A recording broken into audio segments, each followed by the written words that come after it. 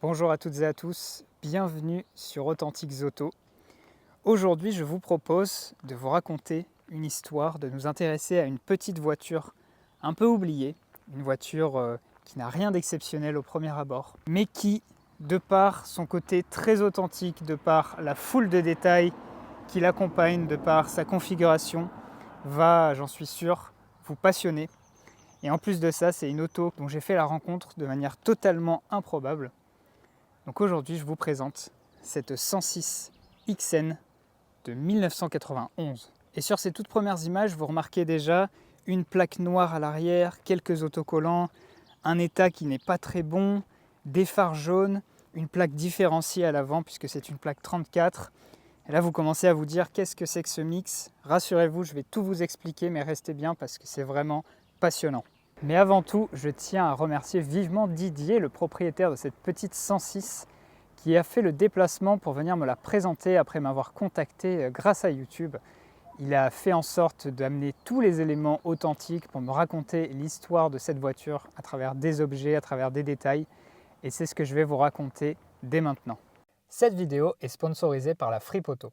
Si vous aimez les autos de caractère et que vous cherchez de bonnes affaires, vous êtes au bon endroit. La Fripe Auto vous propose d'une part de jolis modèles propres et prêts à rouler et d'autre part des modèles d'occasion à la commande. Pour ceci, l'idée est de vous faciliter la vie. Avec un budget donné, ils cherchent l'auto pour vous, se déplacent pour aller la voir, effectuent les frais nécessaires et vous la livrent en toute transparence. C'est une approche sans stress qui vous évite des recherches parfois fastidieuses, donc il faut saluer l'initiative. Je vous mets ici les dernières autos qu'ils ont vendues avec leur prix, donc n'hésitez pas à aller faire un tour sur leur site ou bien sur leur Instagram pour ne pas manquer les dernières offres. Merci encore à la Fripe Auto pour leur soutien et je vous souhaite une bonne vidéo.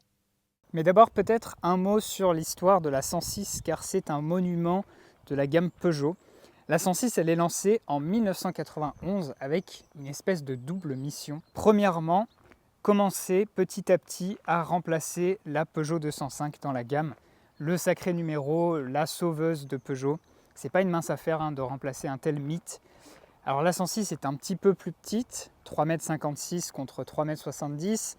Vous le savez, son nom lui-même la distingue puisqu'elle est dans la gamme des 100 et non pas la gamme des 200.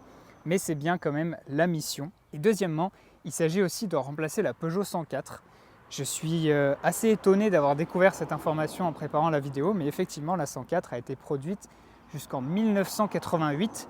Elle ne voulait plus quitter la gamme. Et donc la 106, avec cette taille intermédiaire entre la 104 et la 205, finalement remplace les deux. Il faut dire que c'était un gros enjeu pour Peugeot, puisque à l'époque, le segment A ou B, ça dépend comment vous la considérez, représentait 40% des immatriculations en Europe. Et c'était une énorme manne financière pour la marque au lion.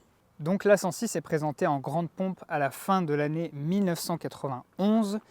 Et c'est tout de suite une petite voiture qui va convaincre parce que sa ligne est équilibrée, elle est super mignonne, elle est très maniable, elle est équipée de la gamme de moteurs TU qui ont fait leurs preuves, elle modernise admirablement le style de la 205, bref, c'est déjà une petite citadine dont on sait qu'elle va avoir une belle carrière. Et pour cause, ce seront près de 2 800 000 exemplaires, tout type confondus, qui sortiront des chaînes de production avec une carrière très honorable qui a commencé donc en 91 et qui se termine en 2003.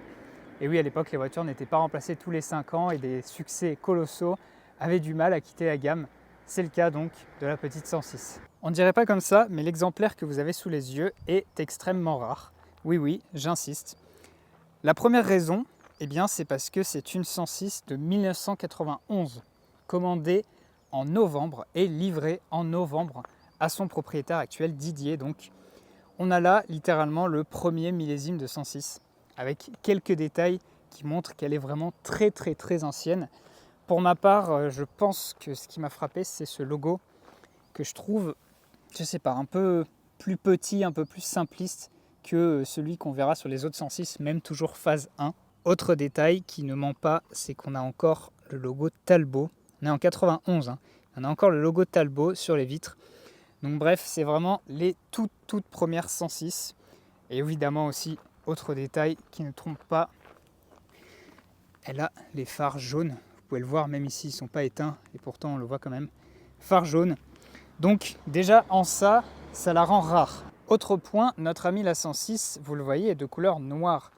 Or, j'ai toujours pensé que les voitures petites populaires, surtout en finition basique, on va y revenir, de couleur noire, c'était assez rare à l'époque. On n'en voit quasiment jamais dans les rues. Pour ma part, c'est la première fois que je vois une 106 basique ancienne noire. Et celle-ci, pour cause, c'était une option. Donc elle fait partie des quelques options qui ont été cochées sur le bon de commande d'époque que nous avons encore et que je vais vous montrer juste après. Couleur noire qui frappe à l'œil, d'autant plus rare du coup que la voiture est une finition XN. C'est écrit ici.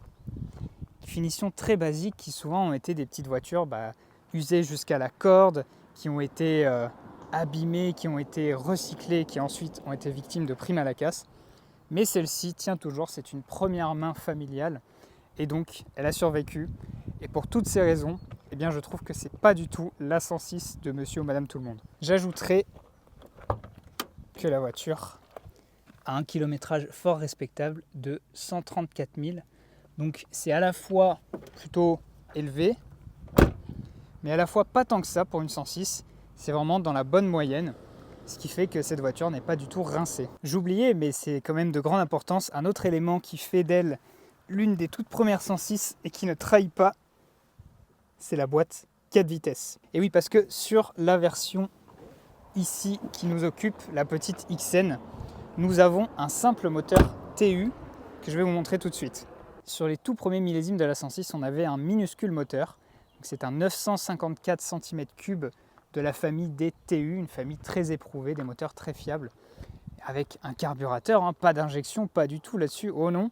Donc il est transversal et spécificité qui montre là aussi qu'on n'est pas en 93 ou quoi, mais vraiment en 91, c'est qu'il développe 45 et non pas 50 chevaux. Donc c'est très drôle, c'est minuscule. Vous le voyez, il est encore très mécanique, aucun cache, vraiment à l'ancienne, c'est à l'économie. Le capot qui s'ouvre de manière quasi perpendiculaire avec pas de système ingénieux comme la 205, juste un tout petit bâton pour le tenir. Là, c'est vraiment rustique. Il faut savoir que le moteur développe 70 Nm de couple et qu'il emmène la voiture de 0 à 100 en quasiment 19 secondes. Pourtant, cette petite 106, c'est la version la plus légère qui existait au catalogue, puisque toute première, la plus basique, le plus petit moteur, donc on n'était même pas à 800 kg. Vous imaginez, alors qu'on est quand même en 91. Voilà pour ce TU accouplé donc à une boîte de vitesse, 4 rapports. Pareil, ça changera assez rapidement. Et donc, encore une fois, on est sur les pionnières, les tout premiers exemplaires de 106.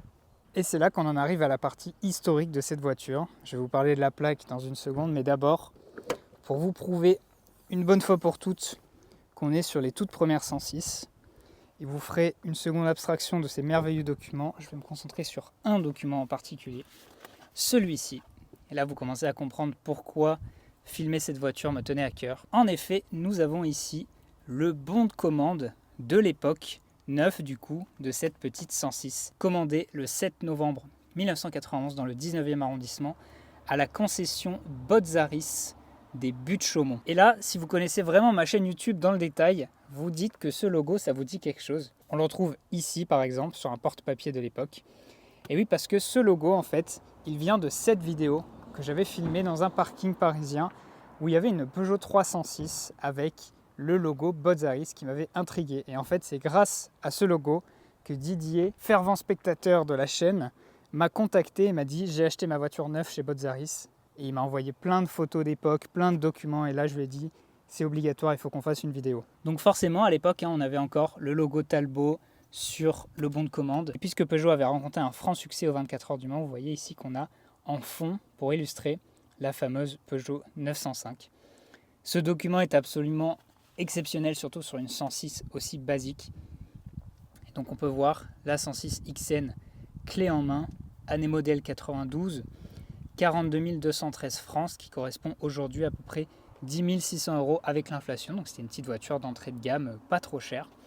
Et la fameuse option que je vous disais, la peinture noire, à 655 francs, fait extrêmement drôle. L'essuie-glace arrière, puisque les XN étaient tellement basiques qu'il n'y en avait pas, était facturé beaucoup plus cher que la peinture. C'est vraiment l'option la plus chère, quoi.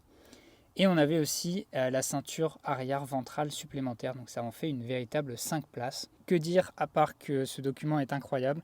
On va revenir sur les autres documents, les autres détails, et je vais encore un petit peu vous parler de l'extérieur, avec bien sûr sa plaque d'origine que Didier a conservée. Alors malheureusement la voiture ne roule plus avec aujourd'hui, mais il me l'a apportée aujourd'hui. Donc vous voyez ici Botzaris, garage des Buttes-Chaumont avec le vieux numéro de téléphone, plaque noire 75. C'est exactement mon délire, c'est exactement ce que j'aime, d'autant plus que, détail vraiment geek, la plaque est donc noire avec écriture verte.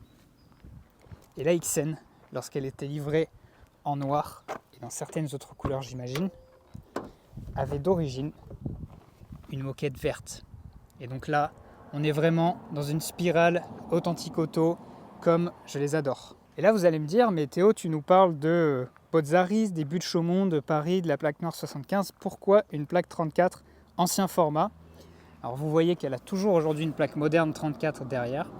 Donc pourquoi cette plaque? Eh bien Didier, en 94, soit seulement 3 ans après l'achat de la voiture, il a émigré au Canada et il a légué la voiture à ses parents parce qu'il n'a pas réussi à la vendre d'occasion.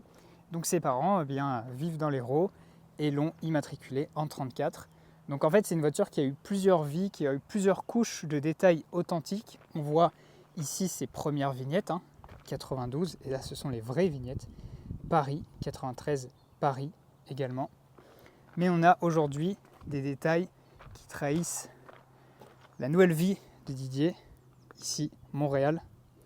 Mais on a quand même aussi un petit autocollant d'assurance de l'époque. On a également le petit garage ici de l'Hérault du 34. Et donc tout ça mixé fait que c'est une voiture bourrée d'histoire. Et c'est aussi pour ça que vous voyez, elle n'est pas en très bon état. On a pas mal de stigmates sur les portières, on a des rayures, on a des coups, le capot a été repeint, la portière passager a été changée également, ce qui fait qu'ici, on n'a pas la petite décoration en plastique qu'on devrait avoir. Bref, c'est pas une voiture neuve, c'est pas une voiture de mamie qui a dormi dans un parking, c'est une voiture au contraire qui a roulé, qui a vécu, mais qui est toujours restée dans la même famille et qui ont eu bon goût de conserver tous ces détails. Donc c'est pour ça que je tenais absolument à vous la présenter. Un mot sur la finition XN, c'est simple, c'était l'entrée de gamme au catalogue, donc vous n'aviez quasiment aucun équipement. On a parlé de l'essuie-glace en option. On a ici les pare-chocs plastiques, bien entendu, mais avec la couleur noire, ça se fond dans la masse. Les petites jantes en tôle, toutes simples, mais qui sont quand même très jolies. Et puis l'absence absolue de baguette latérale. On voit qu'il y a le creux prévu à cet effet, mais c'est tout. Rétroviseur en plastique noir. Et alors si vous demandez ce que c'est l'antenne ici, eh bien ce n'est pas une antenne d'origine. Didier a fait installer un autoradio en plus, après coup, acheté dans un supermarché, vous imaginez. Là c'est vraiment ambiance années 90. Et on va voir ça tout de suite en passant à l'intérieur. Allez, comme promis, il est temps d'attraper la poignée trop courte et sûrement changer sur les millésimes suivants pour faire place à l'intérieur. Commençons par la porte comme à notre habitude. Donc on a une porte très rustique, mais sans pour autant être LED. Pas mal de tôles apparentes, même beaucoup de tôles apparentes, vous le voyez. Même ici dans le bac de porte, c'est directement la tôle. Mais on a quand même un très joli tissu, je trouve, avec les trois couleurs vert, rouge et bleu, on dirait des pixels d'un écran. Très basique, petit accoudoir avec vis apparente, minuscule poignée pour sortir, vitre manuelle, cela va sans dire. Et vous notez quand même qu'on a des enceintes ici parce que la voiture avait un pré-équipement radio d'origine. Et ensuite Didier a dû donc ajouter l'autoradio et le câblage, etc. Au niveau de la configuration intérieure, on aurait pu s'attendre à quelque chose de très basique et de très ennuyeux vu que c'est la version la moins équipée. Mais il se trouve que non, Peugeot ont eu la bonne idée de la gratifier d'un joli tissu dont je vous ai déjà parlé sur la porte, façon pixel on va dire. Donc gris agrémenté de petites touches colorées. Alors pour les sièges, là c'est service minimum, c'est vraiment peu de maintien, etc. Mais en fait, visuellement, ils sont moins confortables qu'ils ne le sont en vrai. Et puis surtout, ce qui est trop cool, c'est cette moquette verte. Tout à l'intérieur de l'habitacle, même au niveau des places arrière et tout ça, on a cette moquette de partout qui fait un peu penser à la moquette bleue des rallyes qui suivront. Assez étonnant venant d'une version XN, mais on va pas se bouder. Allez, c'est parti. Bienvenue à bord de la petite 106 XN Botzaris, comme je l'appelle. Alors quelles sont mes premières impressions? Eh bien, impression de simplicité absolue, ça va sans dire. Vous voyez, tout ce qui pourrait être rempli par des options dans le tableau de bord, ce sont que des trous. Donc on n'a pas de boîte à gants, on a un rangement ici, et là on était censé avoir une plaque avec le pré-équipement radio, on va y revenir. Mais d'abord, je pense le truc qui m'a le plus interrogé, c'est que le volant, il ne se bloque pas automatiquement pour empêcher de tourner à l'arrêt. Donc je pense que c'était quelque chose un peu considéré comme un poil plus haut de gamme. Donc là, on a vraiment un volant qui tourne comme vous voulez. 2 branches, tout simple, mais en très très bon état, il a pas du tout vécu. Le bloc compteur, pareil, c'est simple, voire même indigent, on va dire. Donc à gauche là-bas, c'est pas un écran, c'est simplement un logo avec la température d'eau. Vous avez le compteur de vitesse gradué jusqu'à 180. La voiture était donnée pour à peu près 145-148 km/h, donc c'est vraiment rien du tout. Là-haut, un logo Peugeot, on n'a pas de jauge de quoi que ce soit. Et ici, le simple truc qu'on a, c'est la jauge d'essence. Et regardez la taille du logo essence pour essayer de remplir cet espace. On n'a rien pour la température d'eau. Ici, c'est simplement un témoin qui va s'allumer si la voiture chauffe, mais on n'a pas d'aiguille pour nous indiquer qu'on est à la bonne température. C'est vraiment un des blocs compteurs les plus vides que j'ai vu de toute ma vie. Allez, démarrage du petit TU 954 cm3.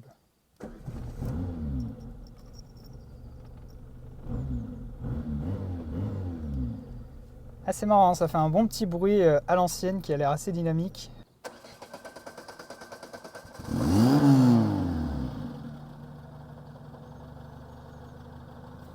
On continue avec à gauche mini aérateur qui est pas trop de mauvaise qualité, franchement il est plutôt solide. Ensuite un énorme trou pour mettre des pièces, tout ce que vous voulez. Et ici commande de starter parce que oui on est sur un moteur à carburateur et donc on avait encore un starter à l'époque. Ensuite ce sont 2 commodos, tout ce qui est plus basique, aucun commentaire à faire là-dessus et puis on va passer rapidement à la console centrale. Alors vous voyez surtout avec cette moquette verte contrastée qu'elle est flottante, puisque les 106 de base n'avaient pas droit à une console centrale complète qui allait jusqu'en bas. En premier, en haut, on a ce fameux autoradio Pioneer d'époque qui fonctionne, avec cassette, donc c'était un accessoire acheté pas chez Peugeot, mais en plus, mais qui va très très bien. Là, rangement et ventilation, pareil, c'est d'une simplicité ascétique. 3 vitesses, 4 positions de souffle, chaud-froid, et c'est tout. Ici, bouton factice, et enfin quand même un gigantesque cendrier qui est par rapport au reste de la voiture vraiment grand quoi. Il fallait remplir l'espace, j'imagine. On en a parlé tout à l'heure, mais on a notre petite boîte 4 avec un maniement assez simple. Il y a juste la marche arrière qui est un petit peu... On n'a pas l'impression de l'avoir enclenché quand on l'a enclenché. Et puis ensuite, moquette et frein à main entre les deux. Et c'est littéralement tout. Vous n'avez rien d'autre dans la voiture. Là, on n'a pas de rangement ou quoi, c'est juste un assemblage, petit creux pour poser quelque chose. Les plastiques, bon, ils sont tous durs, bien sûr, mais globalement, ça a bien vieilli. Malgré ses 134 000 km, la voiture se porte très bien à l'intérieur. Côté plafonnier, c'est également extrêmement simple avec une lampe à plusieurs positions pour l'allumer. Je note quand même le miroir de courtoisie côté conducteur. Sachez que je n'en ai pas sur mon coupé Mercedes qui était vendu, je sais pas, peut-être 6 fois plus cher. Et donc côté passager également. Mais sinon c'est tout, on a juste une poignée de maintien, même pas à l'arrière, et un ciel de toit qui est globalement bien conservé. Mais là où la 106 était magique et pourquoi ce segment était le plus apprécié en Europe, c'est qu'on avait un bel espace à l'arrière pour loger 2 adultes, 2 plus 2, voire 5 si on avait cette fameuse option ceinture supplémentaire. Donc là je vais m'installer. Et nous voici sur la petite banquette qui est sans appui-tête bien entendu, mais qui est quand même plutôt confortable. La surface vitrée étant bien grande, la voiture est très lumineuse. Par contre, je trouve ça assez choquant vu d'ici. Je trouve que la voiture est très très étroite. Maintenant que j'y suis, j'ai cette impression-là. Sinon, bon, pas grand-chose. On a des petits accoudoirs, pas de rangement, pas de cendrier, de la tôle et puis le petit logo Talbot pour nous accompagner. Mais je vous connais, je sais ce que vous voulez voir. Moi aussi, on va se plonger un petit peu dans les documents, dans les détails d'époque, parce que c'est pas ce qui manque sur cette auto. Donc je vous ai déjà montré le bon de commande. On va revenir à cette pochette après. Ici, pochette de bord avec donc le carnet d'entretien de la voiture. On peut jeter un petit coup d'œil. Nous y voici. Donc, tous les entretiens avec, à l'époque, les premiers tampons du garage Botzaris avec toujours ce logo vraiment magnifique. Si quelqu'un s'est occupé du graphisme de ce logo à l'époque, je voudrais rencontrer cette personne parce qu'il est trop beau. En dépliant, nous avons ensuite la fameuse notice 106 avec ce beau lettrage 3 couleurs et ce vert qui attire l'attention. Ici, un petit cahier du réseau Peugeot France avec tous les agents, tous les concessionnaires dans tous les départements. Ça, c'est plutôt classique. Et par contre, ce qui est plutôt cool d'avoir gardé, c'est cette carte aussi, la carte contrat assistance Peugeot. C'est vraiment la classe. Tout ça pour une 106 XN. Vous en connaissez beaucoup des gens qui ont conservé tous ces documents pour une voiture aussi basique. Ici, nous avons une petite pochette, je pense, pour les lunettes qui était offerte par Peugeot. Voilà, ça fait plaisir. Mais le clou du spectacle, je sais que vous l'avez repéré, c'est le double des clés d'époque avec la petite écriture 106 XN noire sur cette vieille étiquette. Ça n'a jamais bougé. Hein. Ça a été toujours conservé. C'est incroyable. Alors ensuite, nous avons l'Auto Plus de l'époque, quand la 106 a été aperçue et détaillée pour la première fois. Donc là, on voit un peu toute la gamme. La 1 avec l'avant-première. Tous ces détails. 105 ou 106, à l'époque, on ne savait pas encore comment elle allait s'appeler. Tous les éléments ici avec une belle plaque noire et des phares jaunes. Et d'après Autoplus, il avait déjà dévoilé en 89. C'était plutôt une belle avant-première. Et malheureusement, ce numéro d'Autoplus n'a pas survécu. Je vous prends des pages un peu au hasard. Là, ici, on a un peu tous les essais avec les dimensions, les cotes, etc. Et pour revenir à notre groupe de concessionnaires chéris Botzaris, donc là, on a un vestige de porte-clés avec donc les 3 adresses. On avait un Botzaris Gare de l'Est, un Botzaris au but de Chaumont et un Botzaris au Lila ou à Bagnolet, un des deux. Mais c'est pas fini. Donc reprenons notre pochette. Le bon de commande, on l'a vu. La facture ici payée en 1992. Et vous voyez déjà que dès 92, on n'avait plus la 905 en fond de bon de commande, enfin en fond de facture, on avait la nouvelle 106. La surprise de taille. J'aime bien cet argument. Donc là, ça devait être les tarifs. Ouais, c'est ça, les tarifs de toute la gamme 106. Ici, on a une brochure avec un style différent. Waouh! Là, c'est vraiment trop beau. C'est vraiment trop beau. Surtout quand on a une petite XSI pour illustrer le catalogue. C'est vraiment génial. Didier est même allé jusqu'à conserver cette petite étiquette là. On ne sait pas à quoi ça correspond, mais là encore. C'est dire à quel point il est méticuleux. Et là vous avez la fameuse grosse brochure 106 donc, qui reprend l'esthétique du carnet de bord qu'on a vu tout à l'heure.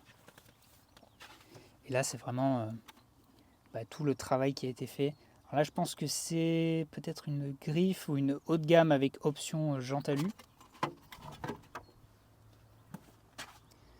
Très belle photo.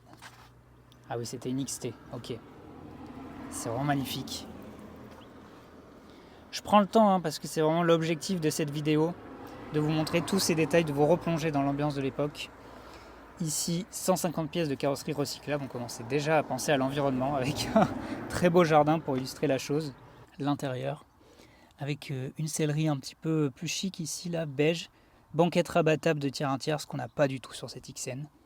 Les dimensions, des accessoires, donc là la petite radio, cendrier, une boîte à gants, des vitres électriques, le tout ouvrant, l'aileron, volant spécifique, des jantes en plus.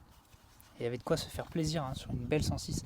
Ça vaudrait le coup de voir une 106 non sportive mais bien optionnée. On a ici des vignettes un petit peu plus récentes, mais alors surtout ce que je trouve complètement dingue, c'est le certificat WW de l'époque qui est encore conservé. C'est absolument fou. Donc 91 WWK75. On ne peut pas faire plus authentique que ça. Franchement, là, je suis dans mon élément. C'est merveilleux. Et ensuite, donc encore des trucs d'immatriculation. Le contrat service Peugeot, donc le petit document qui allait avec la carte que je vous ai montré. Le carnet de vie automobile, avec magnifique, écrit de la main du concessionnaire, tout ça. Le manuel du l'autoradio qui est venu juste après, et puis ensuite ce sont des documents un petit peu plus, un poil plus récent, un vieux constat d'accident, un truc d'assurance. Bref, tout ce qui est dans ce coffre est inestimable pour certains, n'a aucun intérêt pour d'autres. Mais sur cette chaîne, vous savez qu'on adore tout ça. Alors bravo à Didier d'avoir conservé ces éléments historiques. Et nous voici à bord de la petite 106 Botzaris, de son surnom. Alors mes premières sensations de conduite, eh bien c'est une voiture qui est très très facile à conduire. Malgré l'absence de direction assistée, je pensais que ça allait poser problème, que ça allait être un peu dur, même en manœuvre pour les vidéos et tout ça sur le parking. C'était hyper simple. Et là, vraiment, j'étais très étonné. Mais il faut dire qu'avec 700 kg à manier, on n'est pas sur la voiture la plus lourde. La voiture est très confortable. Vraiment, les suspensions sont hyper prévenantes. Je suis passé un peu vite sur un dodan, on ne l'a même pas senti passer. Les sièges aussi sont bien moelleux et comme je vous disais tout à l'heure, malgré leur forme simplissime, et ben en fait il ne manque pas de maintien. Le freinage il n'est pas des plus mordants bien sûr, mais ça reste quand même suffisant. Et ce que j'aime aussi c'est le maniement du levier de vitesse qui est très simple, il y a peu de décomposition de mouvement en fait. C'est quasiment tout est tout droit, première, seconde c'est tout droit, troisième c'est tout droit, la marche arrière à peine sur la droite. Donc ça c'est confortable et puis ça pose pas de problème. L'embrayage, les pédales sont sans commentaire particulier. Et la voiture, là on a ouvert les vitres parce qu'il fait un peu chaud, mais pas spécialement bruyante. Franchement, de ce point de vue là c'est plutôt pas mal. Bon clairement c'est une voiture qui est faite pour cruiser, pour rouler gentiment en ville. Elle est très civilisée mais bien sûr pas puissante du tout. Après honnêtement là on est deux dans la voiture, on a fait une côte et tout ça et les 45 chevaux ils se débrouillent pas si mal. Je ne l'ai pas senti complètement à la ramasse. Alors bien sûr on n'a pas fait d'autoroute ou de grosse nationale avec des rampes, mais pour ce qui est vraiment de la circulation là, sur petit espace comme ça, aucun problème. En fait c'est une voiture vraiment facile à vivre, très maniable. Et comme je vous dis, là, la direction, elle me paraît quasiment surassistée alors qu'elle n'est pas assistée. C'est assez impressionnant. Et le bruit est bien sympa. C'est un vieux bruit de vieux moteur, c'est normal. Mais je trouve que ça lui donne une petite pêche, enfin un petit peps en tout cas, parce qu'il n'y a pas de pêche dans les perfs. Mais le plus étonnant pour moi, c'est la suspension. On s'attendrait avec une voiture basique à ce point-là, avec une voiture où il n'y a rien et surtout qui est ancienne, à avoir une suspension un peu tape-fesse rustique. Et c'est l'inverse. La suspension la fait paraître beaucoup plus moderne et beaucoup plus haut de gamme que ce qu'elle ne l'est. Et là, on reconnaît bien la patte Peugeot, la patte du Lion, à savoir châssis toujours exemplaire. Ouais, là pour le freinage, on a dû s'arrêter pour une priorité à droite, c'était un peu limite. Il ne faut pas hésiter à appuyer sur la pédale si on veut qu'il se passe quelque chose. Mais bon, ça va, ça reste quand même très exploitable. Et on se sent vite en confiance dans la voiture. Et on n'a qu'une envie, c'est de conduire longtemps avec et de se faufiler un petit peu partout en ville, là, sur les petits chemins et tout ça. On sent vraiment la légèreté de la caisse. Sans pour autant se sentir en danger comme pourrait donner l'impression, par exemple une 104 que j'avais essayé, qui était très frêle. La suspension c'est incroyable. Incroyable de prévenance et de douceur. J'ai testé une 106 Rally vraiment il y a 2 semaines. La suspension était déjà bien confortable, même si elle était plus ferme, mais alors là on passe un dodan. C'est incroyable. Une voiture moderne ne pourrait pas en dire autant. Alors on est sur une route un petit peu plus rapide, on va pouvoir peut-être passer la 4e. Parce que c'est vrai qu'avec seulement 4 vitesses, la 4e on n'a pas l'occasion forcément de la passer tout le temps. Voilà, on est en 4e.